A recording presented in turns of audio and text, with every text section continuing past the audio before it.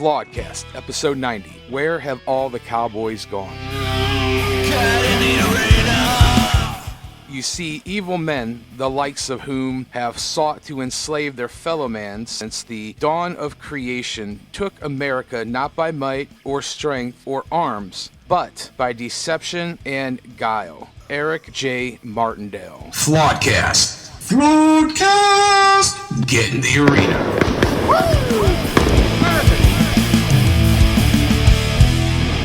Well. Hey, Johnny, good morning. How's it going today? Hey, everybody. I want to welcome you to a brand new episode of Flawedcast. As always, I'm here with my cohort. Here's Johnny. Johnny, Norman, Jason, and Matt are on vacation, visiting the mothership again. And this week, we have a special guest, Tim, who is a newer friend to me, but I feel like I've known the guy for so long, for like so many years. And I know Johnny and his wife had grown up together, so there's a kind of a familial tie here. But we want to welcome Tim. Thanks for having me. Absolutely. And we're going to get into a little bit as to why he is here with us today. We just want to get into the official particulars. You can listen to us anywhere podcasts are, Flawedcast, Flawedcast CLE. We're doing well on Rumble. We're on YouTube, but we're like one strike away from being removed. That's Flawed Inc. You can find us on the Project Mockingbird social media, Facebook, Twitter, Instagram. Doing well on Parler, Gab, and MeWe. And as always, we will take our right hand and put it over our left heart. Ready? I pledge allegiance to the flag of the United States of America and to the republic for which it stands, one nation, under God, indivisible, with liberty and justice for all. A man and a woman. All right, so we just want to really welcome Tim. Once again, he's a veteran, and we'll talk about a little bit about that in a little bit. But the idea came to John and I that as we were listening to a lot of the talk shows, the news that we listened to, a lot of veterans were calling in, and there was a similarity between all of them, which whether it be like a guy like Dan Bongino I was watching this week, or everyone knows I love InfoWars, love Alex Jones. They opened their show up to speak to veterans from Afghan and other Middle East conflicts. And the overriding theme was, one, absolute demoralization from the warrior class in our society, which I personally believe was intentional. The other thing is people are getting really, really, really pissed off. And I think it's important that we start to talk about these things. You know, the news cycle moves so quickly that I'm going to even guess by the time this episode comes out, people are going to forget about it. It's going to move on. And that can't be. We have to keep this in the forefront. Tim brings a certain experience, a world boots on the ground, knowledge of different things that we here don't. So it was so important, and we're so grateful that he was able to come and share a little bit. And we're just going to kind of open this up, leave it open for him, and let him talk what he wants to talk about. You know, we'll interject things when we can here and there. However, this is open, and we want to first off thank you, Tim, for coming. Thank you for your service. We want to thank all the veterans for their service, all the first responders for their service to the country. Freedom certainly isn't free, and it is the sacrifice of men and women like this that have been able to forward us the luxuries and the freedoms that we have. And you know, I think it's often that this generation takes those freedoms, those liberties for granted. I know certainly I fall victim to that at times, but you know, we have the First Amendment, we have the Second Amendment, which definitely helps to propagate and to keep the chimes of freedom ringing in America as best as it can, at least right now. And we have that First Amendment, we have that Second Amendment. So when the first we need to utilize now, we need to speak, we need to contact our elected representatives and share and vocalize our opinions about things so they can do that. They can continue to work for us as the government was set up by our Constitution. But the other thing is, you know, we have a Second Amendment, we have a right that if the First, and I'm not calling for this, but if the First Amendment fails, we can back that up with the Second Amendment. And I just think that everything that we're seeing right now is purposeful. It's demoralization. It's meant to divide. It's meant to just prop up the worst of our society. So with that being said, once again, Tim, thank you for your service, and thank you for coming on and talking today. And the floor is yours. I do want, before we get too far into this, like if you are an Afghan veteran or any veteran that is having any issues or starting to struggle with all these events that are going on, please reach out. Please reach out to your brothers. Like, we have to do more to end the 22 a day. You're not isolated. We're all here, and we're still here for you. So the Veteran Crisis Line is 1-877-927-8387. More importantly, reach out to your brothers, man. Yeah, amen. That's important. First, I'm a Marine veteran. I'm a heavy machine gunner. I've deployed multiple times to the Middle East. After the Marine Corps, I was a police officer. I'm now an engineer. I only look retarded. I actually was smart at one point. My wife can. I'm on the board of directors for the Sub-Zero mission. We go out and we serve homeless veterans. And I'm also an ambassador for Mission 22, working to end that 22 a day. Veteran suicide and remove the stigma of PTSD. Man. And me and my wife also volunteer our time to Vets for Child Rescue to work to end child sex trafficking. So those are things that are important to me, that I'm passionate about. So the volunteer time is second nature because I want to make a difference still. Well, you are, so I'll put links below. Yeah, definitely. Most important thing, I want to repeat that again. If you are struggling out there, man, just reach out to your brothers. You guys are difference makers, and we cannot afford to lose any more of you. No, it's honestly, that's right. That's right where our heart was talking about this. That was thought. Is like it's killed me. I was vexed. To me, it's the most blatant. Yeah, I know Johnny was definitely feeling a certain way. And, I want to get into this once again, give you the floor, Tim. But this that I've heard and what I've seen this week has just been, like I said earlier, an absolute demoralization campaign and just really trying to level the warrior, the fighting class in our society. And my understanding through history, as I was writing my book, I did a lot of understanding of the psychology of men, which, by the way, I didn't do a plug. So Smith's Heart of Man Repair Manual is in the link below. But you can look throughout history, whether it be the Egyptians, whether it be the Romans, whomever, all kinds of different classes of societies have the leadership of those times have all been threatened by the emerging warrior class, the emerging fighting classes system of men that can stand in direct opposition of their tyranny, of their evil empire. And what I see is absolutely that. The tyrannical government that we're now under is trying to demoralize, divide, and I think, piss off these men, these women that have served and took in the New York, I go to Queens for Queens to get the food from Brooklyn. Make money in Manhattan and never been tooken. These oaths to defend the Constitution, and it's a real scary thing, and I think it's something that we need to talk about because we don't want these people that bled and sacrificed and gave their all to feel that they're not loved and they're not appreciated, but we also need to take a look at the historical aspect that this is what evil tyrannical empires do. But, as I think about Moses and I think about like Christ, like especially during those biblical times and all throughout other civilizations, a veritable attack on the warrior class of society, those who can rise up in opposition to tyranny, has always been at the forefront. And to me, that's what I see happening. That's what I see going on. I would love to know your take and just to start to get into whatever else you want to discuss here today.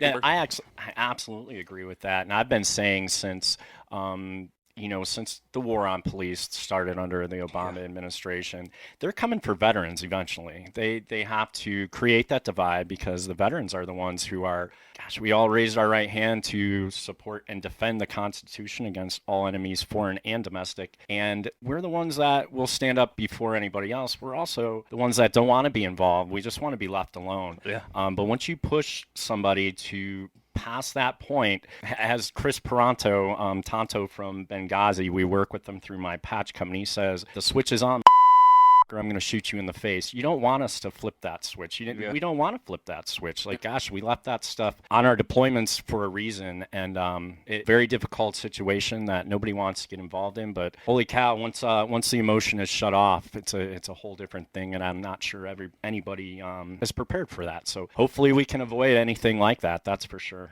Don't make me angry. You wouldn't like me when I'm angry. But I can see that this administration and the way that they have executed this withdrawal plan is very demoralizing. There's been people who have served in Afghanistan that were born after that war started. So it's and look back, before us, it was Russia, and Russia literally went bankrupt over there. Right, and not to interrupt you, I'm sorry, but that's what I keep telling people, which just kind of highlights the brilliance of Ronald Reagan being able to capitalize on that. But the reason the Soviet Union fell during the Third World War, or, people call the Cold War, a lot of historians are calling it actually World War III, but the reason that the Soviet Union fell is because of their entanglement and their long-term conflict with Afghanistan, and that's what made them fall. And, not to be a certain way, with all due respect, seeing the Chinook helicopters leaving Afghanistan was so reminiscent of Vietnam, and we've already had a Vietnam. It seems like every generation or every century there has to be another Vietnam type experience, and it's just super. I don't know. What do you think? It's exactly like Vietnam and Saigon right there. And the failures to have a clear executable withdrawal plan. I mean, it did happen in Vietnam. Like, the parallels aren't, they're not exact. However, there are similarities that are very troubling. And I think overall, this is going to have a much more lasting black eye on the United States, our foreign policy, our allies, the people who have supported us and that we've abandoned. It's a sad, sad situation. And, the funny thing is watching the Trump derangement syndrome try to spin it under President Trump's fault, where the plan was a condition-based withdrawal under President Trump, and the Biden administration crumpled that up and threw it out the window and withdrew our troops first. And it's come on, as he says, come on, man, what are they doing? Like, what are they doing? Why would they execute it this way? And that's one of the things I want to ask about, being a civilian, not really having any kind of quantifiable experience in this realm. It seems completely bass-ackward to me that they would first evacuate one of the most secure Air Force bases on the planet and then start to move civilians out through. It just seems so just ridiculous to me. That should have been the very last thing that we closed down, and all of the visas should have been processed, and a portion of our troops should have been home before we're even announcing any plans about a withdrawal. So, and this is where we mix in politics with military action, and that's really what happened. It feels good and it's virtue signaling. I'm going to end this war in Afghanistan, but when you half-ass do it, like the Biden administration has done. I learned a lesson. Never half-ass two things. Whole-ass one thing. Holy cow, you've created turmoil. Not just in that region, like, it's throughout the world, because we're letting down our allies and our friends and people who believe, holy cow, what's going to happen with Taiwan now? Well, and China. That's and that's the thing. Now that China's just going to go in there, buy everything off, and all that blood, sweat, and those tears were for nothing. And, I got to think that if you're our allies like Taiwan, you're crapping your britches. And I just look at all this stuff and I think, what a huge waste, what ridiculous idiocracy and foolishness and action. And, even in regards to my eschatological timeline, in Matthew 24, it talks about, there'll be wars, rumors of wars, but it also, in regards to eschatology, it talks about the dragon. And now China is positioning themselves to be the global force. They now going in and kind of riding in off the backs of the brave men and women in our military that has served to get some sort of semblance of stability and freedom in that country. Now that they're going to go in there, just pay everybody off, and cash is king, and it's more of a stronghold they're going to get in the Middle East. It demoralizes us across the world. It makes us look weak. It's just, this stinks. And the armed forces right now seem more concerned with critical race theory, demoralizing the troops, even in training, now forced inoculations to weaken and make them even sicker in the field. I just don't know how anyone can look at this rationally and not see how blatant and purposeful this really is. No, I get what you're saying, and if you look at and this withdrawal plan, and then hearing General Miley come out and say we had no intelligence that this would happen so quickly, well, maybe if you weren't paying attention to CRT and trying to push that upon the troops and their woke training and all those things, you would have known it, because there's absolutely no way we could have no intelligence that the Taliban was building a force of this level that could come in and sweep an entire country 2 days after we left. Like, that, it's impossible to miss that completely. So the intelligence was there, it's just their focus wasn't. And that's very disappointing. That dude should resign. The Secretary of Defense should resign. President Biden should resign, although I don't want Kamala Harris. Hopefully the whole administration goes down, but this is an epic failure on massive proportions. Yeah. So when we get back and we look at Taiwan, China's already fired a proverbial warning shot across their bow saying the United States isn't going to come help you. Right. And so what we've done, our enemies are becoming united, and we are alienating our allies. Yeah. And that's what's going on. So the long-term effect, it's very easy just to focus on the micro spot in the in Afghanistan, but the foreign policy effects of this are going to be felt probably for a generation. And it's a very scary time when you start to think of it that way. Well, the other thing I think about is that our allies feel demoralized, our troops feel demoralized, but, for so long, a lot of numerology and different beliefs believes that, the number 20 is significant, that it's been a generation, 20 years since 9/11. Primarily, there hasn't been a lot of those attacks because we have been taking the fight to radical Islamic terrorism, that the fight's been primarily focused there. Now, the whole world could be open for attacks. God forbid that 9/11 type attacks start happening again. Our border is wide open. And I got to think, with China now kind of calling the shots and running the show, I got to think that they're super, super happy about that. Now, I don't know. What are your thoughts about that? And what do you think on a more, like you talk about on a macro level, not a micro level, but what are your thoughts with what you see happening, or what your thoughts are in that respect? That's absolutely a concern. It's a good thing we have secured borders, right? Oh wait, yeah, we don't. It's a good thing we're vetting all the people from flying in here in a country we just bombed for 20 years. I'm sure none of them are mad. Yeah. So that is a coincidence that Biden came out and said he wanted a full withdrawal by 9/11. Why would you do that? Why would you do it that way and announce 9/11 as the execution date? Yeah. So a very sad situation at this point, where literally on the 20th anniversary of 9/11, the Taliban is going to be back in charge of Afghanistan. Evil is always intentional. Like, I get chills as you're talking. I'm just like, no, I'm like, I just want you to talk. There's so much, I think, to be able to dissect from this.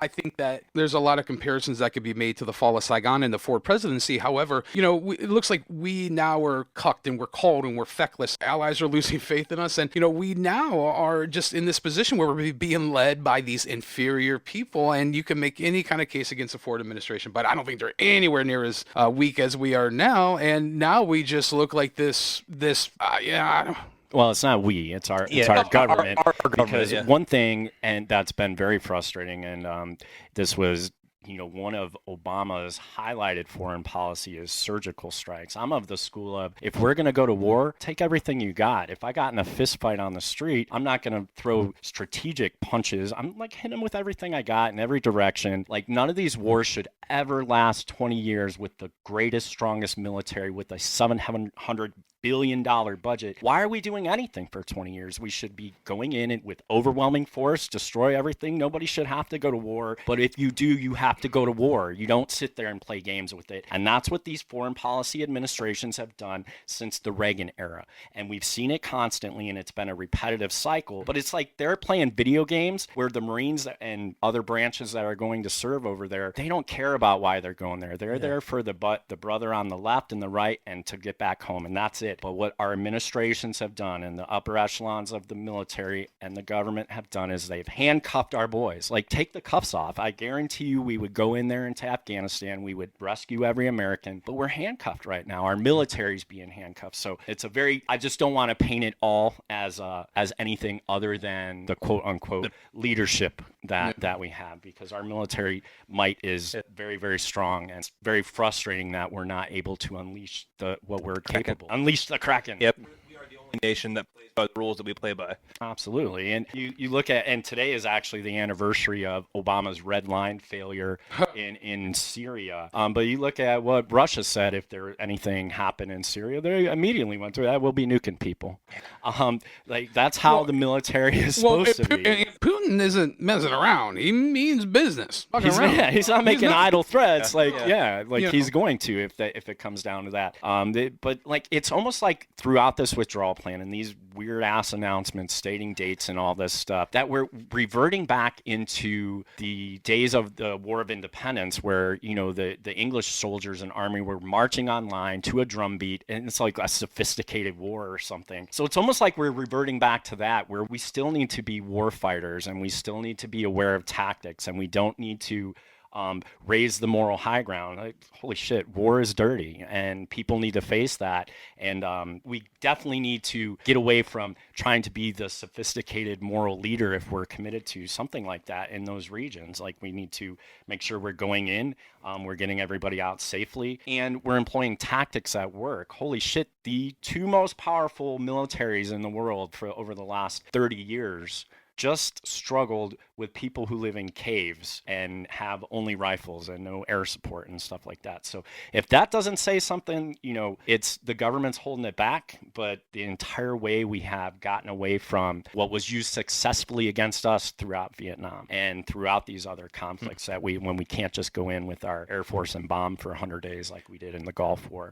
So it's those things that we definitely need to have a refocus on. But well, do you think, obviously this is a hypothetical, but do you think where we are at, where we're going, that military dominance is going to, A, be able to flex its muscle again like it used to, or B, since I'm the conspiracy theorist and I'm always trying to, forecast and think ahead, do you think that in some degree that it's purposeful, that we've been purposefully kneecapped for whatever reason? I definitely can see that perspective. And, China has gotten stronger while we've remained the same. Yeah.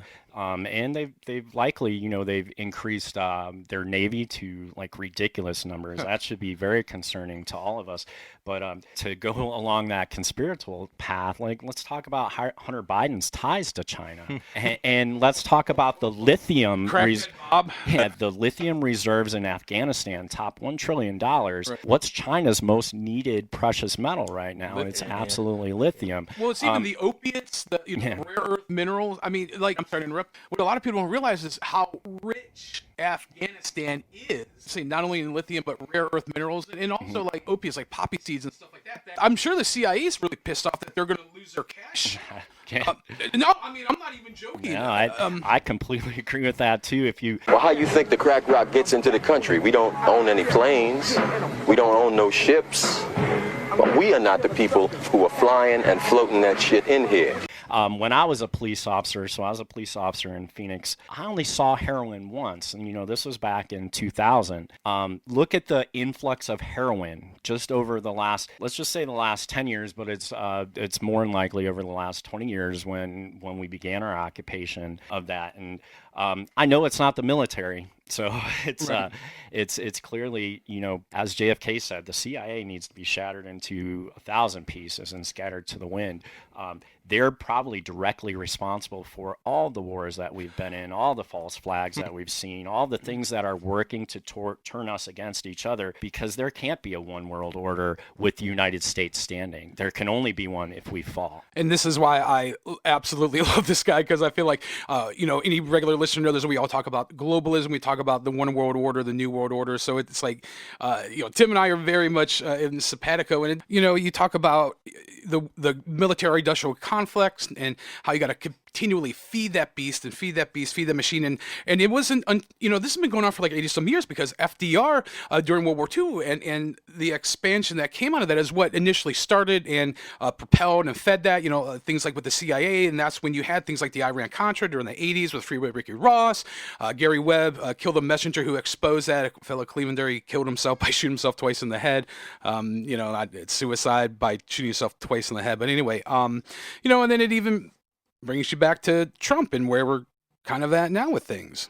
Oh, I bet you that frustrated people on the last administration. You remember when Trump was going to start World War III?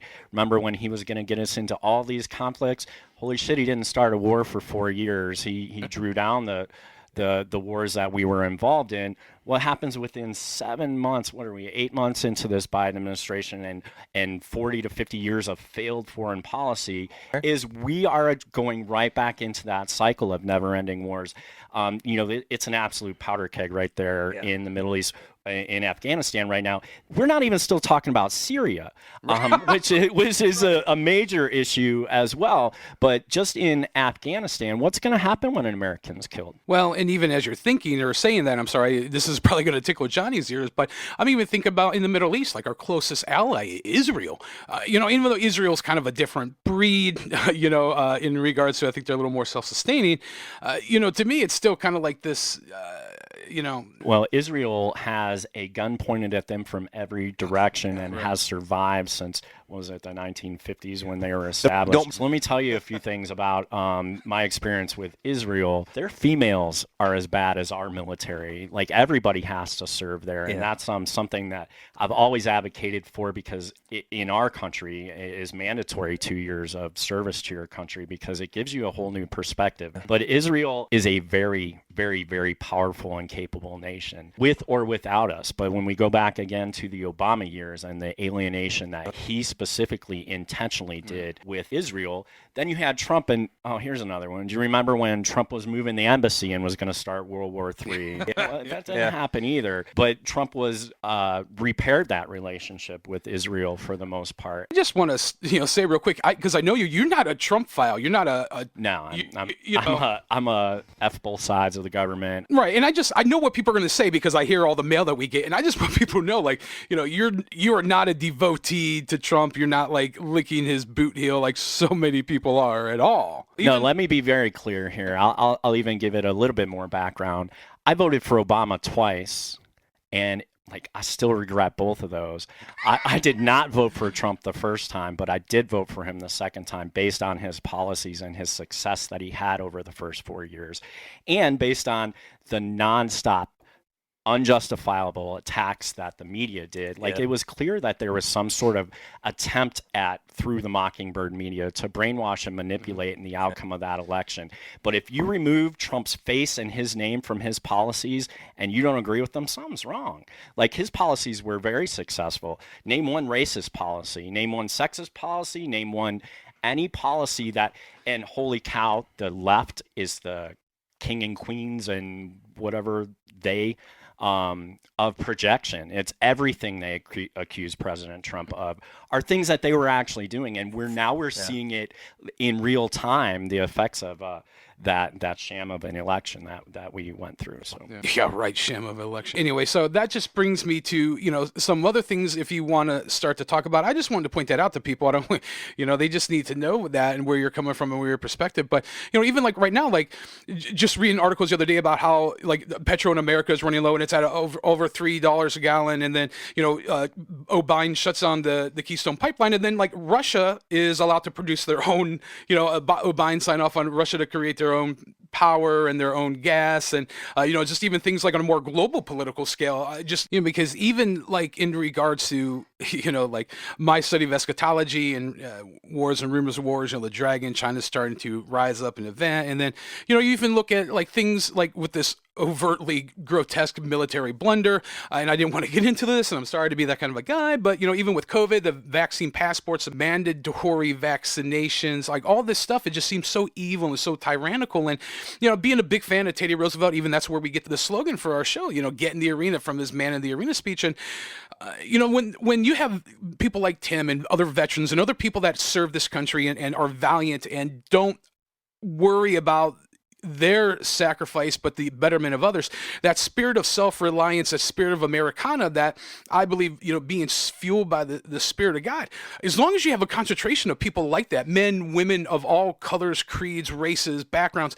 that are going to stand in direct defiance to this tyranny, that has to be manipulated, it has to be demoralized, it has to be coalesced, it has to be tricked. And that's what I see happening now and playing out on a global scale. And it just seems like there's so much apathy. It seems like there's so many people who are either just completely dead, completely stupid, or just don't care.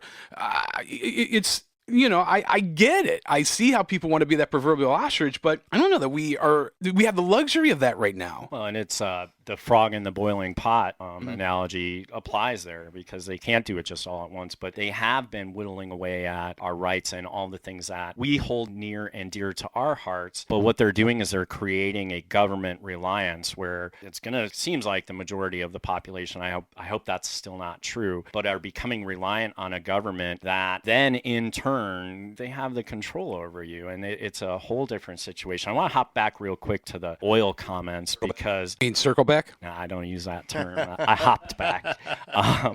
Circle back. But it was very interesting watching one of those press conferences with the Secretary of Defense and somebody else. Where are we getting the oil for the gas that we're using right now in Afghanistan? The question was very clear. Are you buying oil from the Taliban? And there was no straight answer. The answer was that we have plenty of oil and gas in Afghanistan. But holy shit, not only did we arm them, are we funding them now too? Because I think that could have been a very clear answer that we didn't get. Well, you say that, and it takes me back to the Arab Spring. or Fast and Furious, or, whatever Obama era scandal you want to talk about. Oh, that was the scandal-free administration? Is that one? Is that what you meant? Yeah, the scandal-free administration, exactly what I was talking about. And, to me, it's just, having conversation with people lately about the absolute rampant apathy. I think people just have this normalcy bias, so they refuse to believe the dire straits of the magnitude of the tyranny that we're, facing. And you shared something really interesting on Facebook the other day about Rosa Parks and how she, and I'm paraphrasing, of course, but how she never wanted to start a movement. She just simply said no. And that's where we're coming to, where we just simply say no. We need to realize that the Constitution was created and the government was started of, by, and for the people, and that these people that we quote unquote elect are supposed to represent our will, our wish, our desire. There are elected representatives. But, to quote one of my favorite Stoics, Plato, lack of participation in government means that you will be governed by your inferiors. Do either of you guys feel like the government represents you? No, not at all. But Not at all. in a representative government, they don't represent me. They don't No. represent you. Government tyranny will never end through compliance. We are in a fortunate situation now where I think more people are starting to realize that people complied because they thought they would get their lives back to normal at the front end of going back to the COVID stuff. Flatten the curve. Yeah, flatten the curve, 15 days, mask up 100 days, get one shot, get two shot. I'm sorry, jabs, get the third one, do all this stuff. I've never heard them promote a healthy lifestyle, by the way. Right. But the compliance started on the front end because people thought that they would get some of their freedoms back if they only complied. The government is very good at taking 10 inches from you, and when you speak up, they'll give back 1 inch, but they're keeping that first 9 every time. So every time we give up a right, the government has no intention of ever giving that back, and that's the definition of tyranny. Right, unless it's taken back. Yeah. Oh, it's absolutely. And that's where Rosa Parks comes in, and why I said that, because she said no. Like this, all with the COVID and the unconstitutional mandates and restrictions and closing our businesses, it ends when we say it ends. The government's never going to end it. Right. They're going to, like, they played on fears and gained more control over our day-to-day lives than they were ever meant to. Yeah. And we allowed that to happen, and it's through our complacency and the silent majority, quote unquote, can't afford to be silent anymore. Like the longer you are, like, man, if we don't put silence in our rear view, our freedoms are going to be in our rear view too. And so we have to, people on the more conservative side or the more freedom loving side need to get louder. Our enemies are getting louder. The left has been, screaming and stomping their feet for a few years now. They have the spotlight. Evil has the spotlight. And what's the quote? All you need for evil to succeed is for good men to do nothing. And that's what we've been doing. We've been doing nothing because we want to be left alone. But holy cow, man, it's time to get louder. Let's get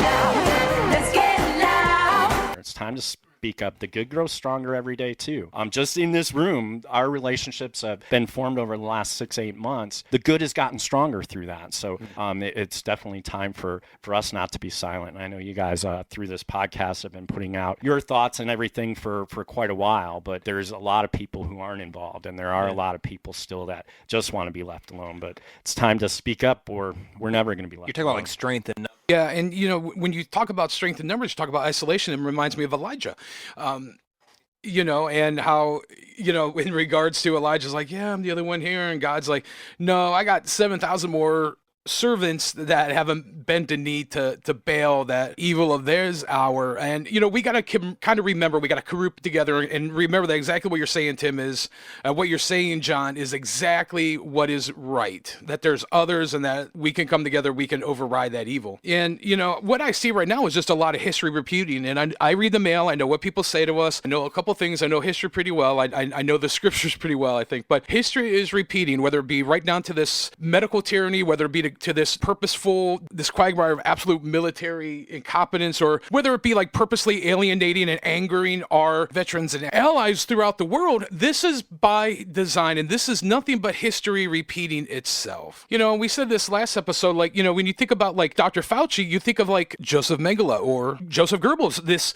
Everything that Bill Gates, Fauci, Klaus Schwab, all these people are doing right now is a wet dream to Joseph Goebbels, Joseph Mengele, things like Operation Paperclip, and all the Nazis people back during that time, Hitler, all of them.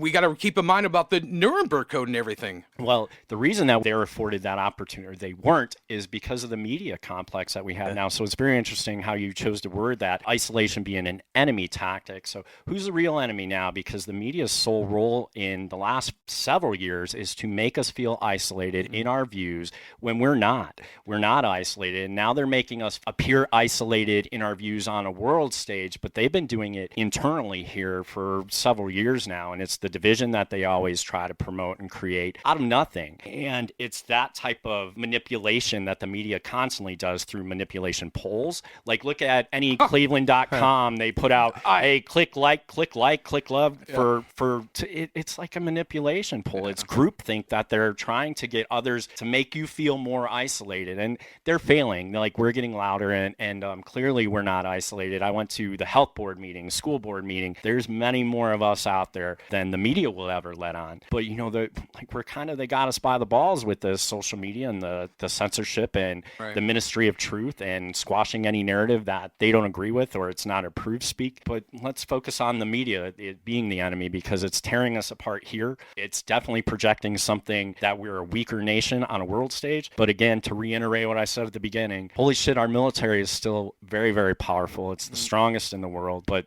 our government is projecting weakness, and it's a scary situation because of that aspect of it. Yeah, and even though we'd be projecting this hot mess, or the government or the media is, but we still have people literally climbing on C-17s willing to jet Mach 1, Mach 2, 35,000 feet into the air to escape the hell they're at, or to hand their babies through barbed wire, chicken wire fences in order to have them have some semblance of freedom. In regards to how desperate people are for freedom, think about that. Yeah, even the southern border in the state that it is, and imagine sending I know you got kids, imagine sending your daughter for a better life. So I want to believe that there are, I am not anti-immigration. I am anti-illegal immigration. Amen. Immigrants have made our country very strong. And the ones who have legally immigrated here love this country as much as I do. They contribute more than naturalized or regulars. Bit as pissed off about what and they absolutely are. But it just shows that, as much internal double talk or double speak that we get from our media, people still want to come here because we're the greatest nation on the planet. And don't let the government's messaging and all that fool anybody out there. And even let's look at China. The people of China aren't bad. The government of China has that aggression. Want to know the difference, though? The people of the Middle East hate us. They hate us. They hate everything about us. Yeah. And you cannot fight an ideology like that by playing games. What was it? Was it Robert Gates? It was one of those generals where he called Obama a pussy on the air. But he said the only way that you can fight and defeat an ideology like that is ingrained, is you kill them, kill their family, and then you kill their pet goat. That's the only way. And so it is a little bit different on the world stage in how we're projected as Russia's the enemy, China's the enemy. Holy cow, there are actually people out there that hate us, the people of their country. It's just their governments don't have the wherewithal to confront us in a military type of operation like China does currently. So even just to piggyback on that, two things. One, the thing that distinguishes America in the philosophy is that we do have a Second Amendment that just distinguishes us from most other countries in the world. And, of course, we have the First Amendment. We don't want to overlook that. But when the first fails, we do have the second to back up or rely upon, which is an American approach. I think it does separate us from other countries. But two, when you're talking about extreme Islamic terrorism, it's an ideology. It's a pervasive through that culture. It's anti-American, anti-gospel, anti-Christian, anti-anything pretty much that isn't Islam. And it's not so much of a religion. It's a theocratic way of ruling. It's a theocracy, really. It's a religious sort of system of governance. And the thing with America, we have the separation of church and state. We aren't so forcefully ingrained with the ideology of religion, even though, we are moving far away from that judo chop. Judeo-Christianity roots that made us so prosperous, but we're moving away from that. First Amendment's been under clear attack for quite a long time. It's the Second Amendment will always prop that up, which has also been on attack. But look at what's happening in Australia right now. Well, that segues. Never give up your guns, ever. Absolutely. And, we hear that. And, I watch news from other nations and other countries around the world. And even right now in Australia, news reports are coming from people, independent journalists and bloggers who are pleading with America to stay in the ground, to not give up the Second Amendment, because what's going on there will be happening here I think within the next 6 months or so. But, they have given up their right to own weapons. They were a penal colony. They have similar roots from us. So they're, part of that English expansion. But the idea that they have given up their right to defend themselves and we haven't distinguishes us. And, even if you listen to people during the Holocaust, it came that, Hitler came for the guns and they took the guns, Hitler took the guns. Stalin took the guns. Mao took the guns. Fidel Castro took the guns. Hugo Chavez took the guns. And I'm here to tell you, 1776 will commence again if you try to take our firearms. Doesn't matter how many lemmings you get out there on the street begging for them to have their guns taken. We will not relinquish them. Do you understand? That's why you're going to fail, and the establishment knows no matter how much propaganda, the Republic will rise again when you attempt to take our guns. And that's what stops tyranny. And even in regards to, you talk about Australia, the Prime Minister of Australia, even France, England, Canada, like Germany, the leadership around the world are saying we are now under a new world order. To me, that goes back to eschatological point of view where we are being funneled into this time and we need to pay attention. And the Second Amendment is what, really distinguishes and keeps that evil at bay. And, when I first became a Christian, a gentleman who was an elder in the church I first started going to, he told me, and it's always kind of stuck with me, that, when America loses its right to own and bear weapons, that is when the Antichrist and that Antichrist system is going to start to rise and really reveal itself and make itself known. And I absolutely agree with that, especially studying history and everything that we're talking about right now. And just the older I get, the more I go along with the different things. I just really believe like God hates cowardice. I just really believe he hates that. 2 Timothy 1:7 says, "For God has not given us a spirit of timidity," or some translations say cowardice, "but a power, love, and a sound mind." And that's just where I'm at with all of this. It absolutely is. And using that boiled frog analogy again, think of the term that's been presented to us and repeated constantly, new normal. Yeah. This is the new normal. No, it's not. Like, it's the new normal when you let it become the new normal, but that's like a soft wearing down of whittling down that's happening. And the stuff in Australia, it's very, very troubling. Like how they have their military patrol in the streets. You're not even allowed to go in your own backyard. That would never happen here. Right. As long as we don't give up our rights.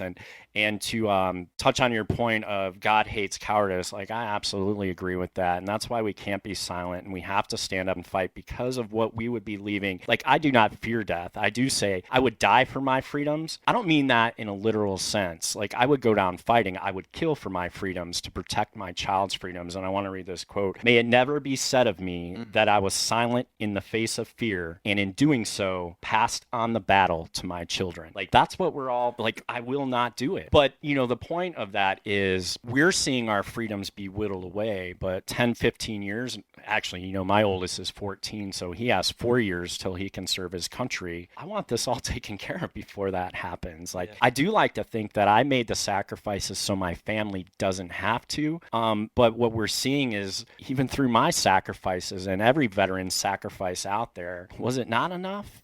Because I feel like it was enough. But what we're leaving for our children and what our governments are doing, and by chipping away our freedoms, they're not growing up in the same world that we did. And it's very clear. But I'm very afraid of what their world will look like when they're my age. And, the attacks on race and all those things. All right, my family are filled with white people. We're white. Sorry. Like, I didn't choose to be any race. Like, race is insignificant to me. But as they are demonized and attacked, and then their self-confidence, and holy cow, the white liberal self-hate like that you see with so often, it's the weirdest thing. You're fucking a white male! Yes! Because what they don't realize is the more they project that stuff out to the public, the more that they don't realize they're only going to be viewed as a white person. They're not going to be viewed with their political stuff on their street and their virtue signaling. And it's all these things. And it's a culmination of all of these things that it's a constant attack on those things. But I do believe that there is a much more coordinated plan, end game by doing that. It's just, I can't figure out whose game it is, because if we could figure that out, then we could address it directly. Well, to go back to what you're saying here, Hosea 8:7, and it says, "They that sow the wind shall reap the whirlwind." And I think exactly what you're referring to here, it's the idea of what you sow, you will reap. And, you know, what we see right now, there's really no instinct for preservation. There's no instinct for any of that. And what people keep thinking is like, you know, capitulate is going to go well for you, or, you know, if you turn your back on somebody, it's going to go better for you. But the reality of it is that you can't escape the guillotine. You may switch places and put it further behind you, but the reality of it is you can't escape it. And,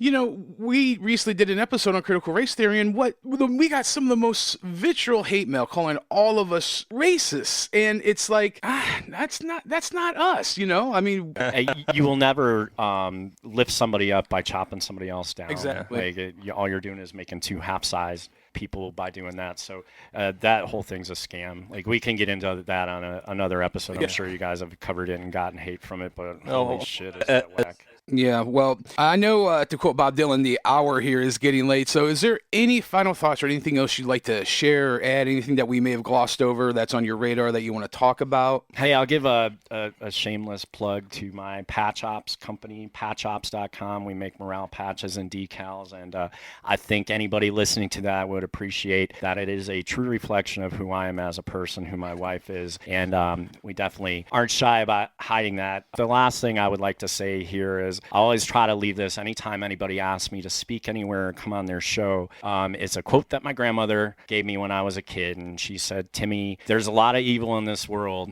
but when you can't find the good, you have to be the good." And I try to do that by example because I have my kids. But it's not just for my kids. It's for kids out there everywhere, because a generation raised to hate this country will never stand up to defend it. And we have to be cognizant of that. And I mean, seriously, take the 1,000-foot view of that statement that I just said and what's going on through the media, through government-run education. It's like, holy cow, we are raising a generation that might not stand up and fight for it. So, but here I am, send me. Like, I will always refer back to that. Isaiah. So I will always say that. I have that tattooed on my arm. It's very important to me, but it's like I always say, you know, there are activists out there. I'm an actionist. I'm never going to sit on the sidelines. So from my cold, dead hands over my dead body, not while I'm here. Like, I mean, all those phrases that you could use to address it, those aren't just me. Like, that's every veteran. That's every Marine I know. You know what? One thing that I have found interesting over, you know, the political landscape over the last 4 or 6 years is everybody I serve with is like-minded. Everybody. I mean, that should really say something when the media and stuff tries to make people feel isolated. They're not putting a microphone in front of the right people because they don't want that message to be heard. So always focus on the media, question everything. When you read an article, and one of the frustrating things that has taken place over the last 4 years is, oh, that's Breitbart. Oh, that's Daily Mail. Holy shit, click on the source in the article, because you will find, for the most part, they're not the direct source. And I don't care if Charles Manson came here right now and told me it was sunny outside. If I looked outside and it was sunny, then he's a valid source of saying it's sunny outside. Like, holy shit, let's not get so distracted by that, by the messenger, and pay attention to the content. So that's all I got. I definitely appreciate you guys having me over for a little bit, filling me with 2 cups of coffee. I've had to pee this entire time. So but hey, Semper Fidelis to any Marines listening out there. Check us out, patchops.com, and check out our charity, www.subzeromission.org. Check out vetsforchildrescue.org, mission22.org. These things are all important. We can't afford to be silenced. Get involved in your communities. That's the most important thing I can leave. Like, one thing January 6th taught me is, holy cow, our voice on a national stage can be so manipulated, but you have to start making a difference in your own communities, with your neighbors, at the corner store, with your local school boards, and grow that shit outward instead of trying to bring outward and bring that stuff to your communities. So that was the second cup of coffee right there. That's okay. No, I'll put links in the bio. And oddly enough, you mentioned the worst revolt, the worst terrorist event ever in the history of America. Worse than 9/11, worse than Pearl Harbor. And you know, it's funny because Alex Jones, Roger Stone, Donald Trump just got cleared by the FBI, and now Owen Schroyer has been indicted for BS charges. But I don't know. No insurrection. Scant evidence. Absolutely. And there is no evidence. Hey, if anyone out there wants to send a list of anybody who's been charged with anything related to January 6th of anything other than trespassing or simple assault, please do, because nobody has. Like, that's another hoax. It's another scam that the media projected. It's another planned narrative that probably Pelosi, probably Schumer, probably McConnell, everybody was involved in. So, hey, that stuff was not true. Absolutely not true. We're talking about maybe 400 or 500 people that illegally trespassed out of, 100, 200, 300,000 that were there that AOC day. has posted. Did you see there was that guy in the bomb threat from the other day that they're not talking about now already, but they had to evacuate AOC's building. Yeah. I was quick to be like, anybody check on her? She's okay. Yeah. Anyway. I don't like her. Yeah. Tim, I want to thank you once again for coming. You have an open invite anytime you want to come, even if you just want to sit in, but we value what you have to say. You have a great perspective. And once again, just want to thank you for your service and all you do. And I check out his business follow him on Instagram. I love when they post stuff, and one of the most recent things you've done, you posted an Obey patch from the John Carpenter They Live. I absolutely love that movie. They Live. We have a couple of They Live designs, but oh man, that wasn't supposed to be a documentary. Like, 1984 wasn't supposed to be a tactical film manual either, was it? Hey, we are Patch Operations on Instagram because they took down my Patch Ops page a long time ago. So we have rebuilt that, but it's Patch Ops on Facebook, Patch Operations on Twitter and Instagram. Check us out on Twitter. I fill my Twitter feed with valid information that I read myself and try to educate myself on. So I can attest to that. So, all right, Johnson. Yeah, first I just want to really thank you, Tim, for coming in this morning and gracing us with not only your awesome presence, but also your awesome expertise on all things that happened there, because really, truly, William and I could talk about this at great lengths, but your personal testimony and your experience that you have speaks way more of a volume than we could ever drum up, because we don't have that firsthand account. So thank you very, very much for joining us.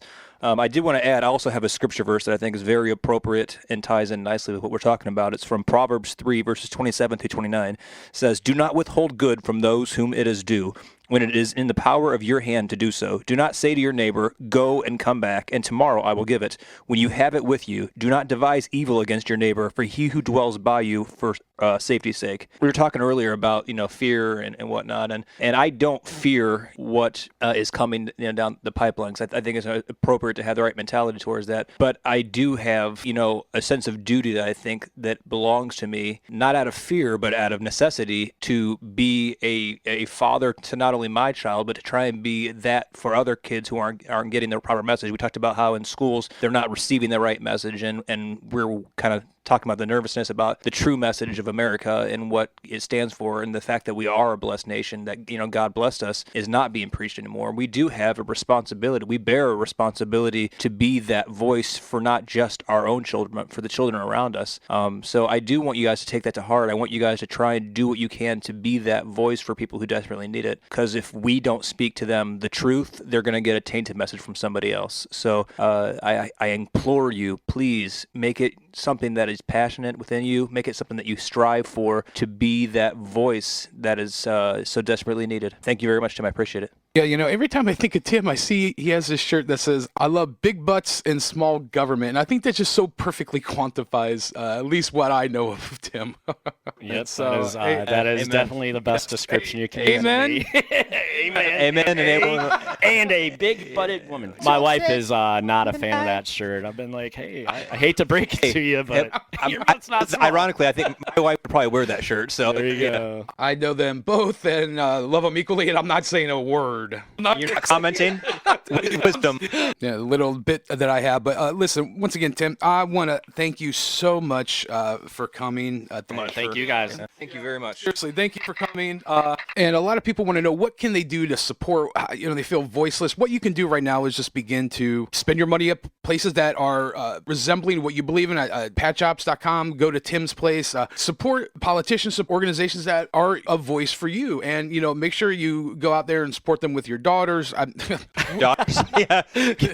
My wife's not going to like that one either. That's going to make the blunt. That might be your list here. Yeah. So, talk. No Taliban. No Taliban. Thing. Makes you like the Suns. Give them your daughter. Dowry. Like, I'm cool with dowry. But I meant with your dollars. Make sure you support civic organizations, businesses, politicians, groups that are pro-Americana, pro-gospel. I would even say support churches and religious organizations that are actually preaching the real gospel of Christ, not this, pep talk, feel good, mumbo jumbo that you don't find in the gospel. I would say support authenticity in Christ and the gospels and Americana. But nonetheless, just want to thank you, Tim, for coming. You have an open door. Anytime you want to come back, please. I'm going to ask everybody, share this episode. I think this is so important. I think what Tim brought is a real great and new, fresh point of view to our podcast. You, my friend, have an open door. You have a welcome invite. Anytime you want to come back and discuss anything, please let us know. I just think everything you shared today was just so vitally important. Yeah.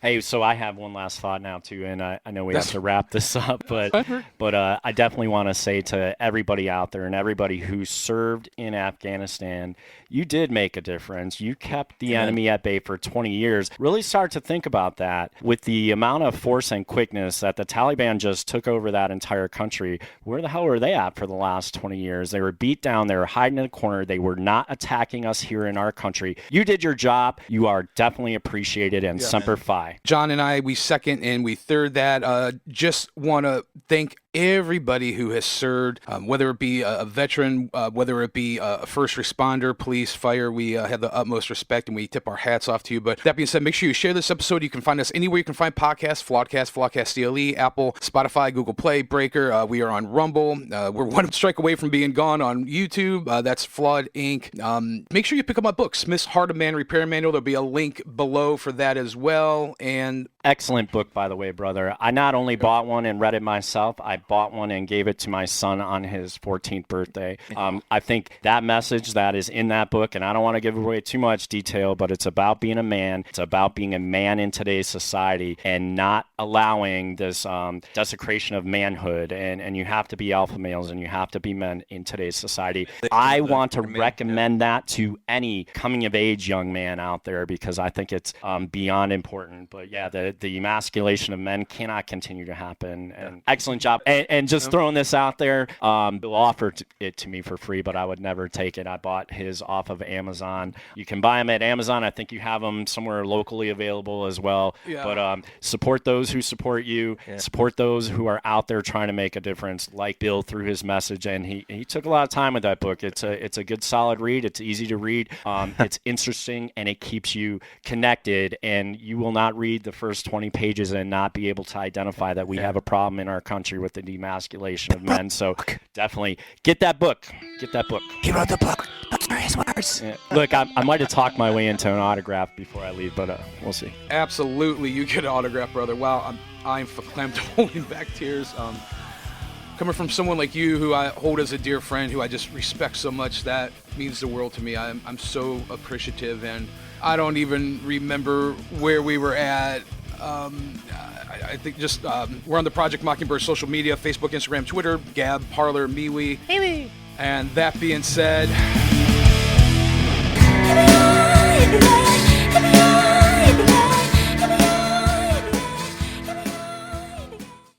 okay, Angel Soft, Charmin Red. Man, I use a leaf, dude. That's fair. That's fair.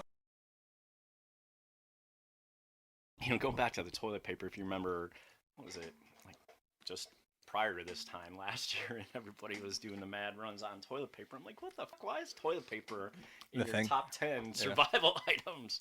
Like, don't get me wrong, like I like toilet paper, but it's not. Well, our good buddy Norm will never have to worry about it because he uses Angels often. It's like using your hand. So in a pandemic, you just go straight for the hand. Love you, big guy. Since we're going to be talking about the the Middle East, and over there, like, you know, they wipe their ass with their hand, right? So you never shake right-handed. Oh. Yeah, it's weird. Unless they're ambidextrous, I don't know. Ambidextrous. So they got shit on their trigger finger? Yeah, it's gross. It's gross. When we first got there, we were using, you know, they had just a hole in the ground toilet, so you gotta like squat over it. But we messed up their entire base plumbing system because we were flushing toilet paper down there. Oh. And then we had to have a box on the side of the toilet that you'd wipe your ass and put your toilet paper in the box. It's gross. Wait, you wipe and remove? You can't flush it. You can't flush the paper because it messes up the system. So the paper goes into the box, the shit goes in the hole, paper goes in the box. Yeah, it was a lot of fun. Wow.